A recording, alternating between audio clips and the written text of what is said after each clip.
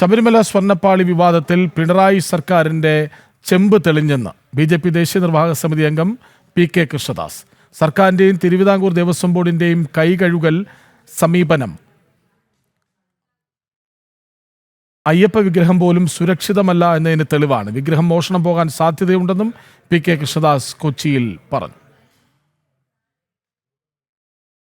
പിണറായി സർക്കാരും ദേവസ്വം ബോർഡും കൈകഴുകുകയാണ്. അവർ രക്ഷപ്പെടാൻ വേണ്ടി ശ്രമിക്കുകയാണ്. ഒരു പോറ്റിക്ക് എങ്ങനെയാണ് ഈ ശബരിമലയിലെ സ്വർണ്ണപ്പാളികൾ കടത്തിക്കൊണ്ടുപോകാൻ സാധിക്കുന്നത്? ആരായി പോറ്റി? അയാൾക്ക് എങ്ങനെയാണ് കൊണ്ടുപോകാൻ സാധിക്കുന്നത്? ദേവസ്വം ബോർഡിൻ്റെ അനുമതിയില്ലാതെ ഇത് കഴിയില്ല. ഇപ്പോഴത്തെ ദേവസ്വം ബോർഡ് ഉടൻ തന്നെ രാജിവെച്ച് പുറത്തു പോകണം. ഇങ്ങനെയാണെങ്കിൽ അയ്യപ്പൻ പോലും സുരക്ഷിതമല്ല. അയ്യപ്പ വിഗ്രഹം പോലും ശബരിമലയിൽ മോഷ്ടിക്കാൻ സാധ്യതയുണ്ട്. അത്തരം വിശ്വാസികളല്ലാത്തവരാണ്, അയ്യപ്പന് വിശ്വാസമില്ലാത്തവരാണ് അവിടെ നിന്ന് ലഭിക്കുന്ന തീർത്ഥങ്ങൾ സാനിറ്റൈസർ പോലെ കയ്യിൽ കഴുകിക്കളയുന്നവരാണ് ദേവസ്വം ബോർഡ് കൈകാര്യം ചെയ്ത മന്ത്രിയും ദേവസ്വം ബോർഡിൻ്റെ ചെയർമാനും മെമ്പർമാരെല്ലാം. അതുകൊണ്ട് ഇവരുടെ കയ്യിൽ ശബരിമല സുരക്ഷിതമല്ല എന്നുള്ളതാണ് സത്യം.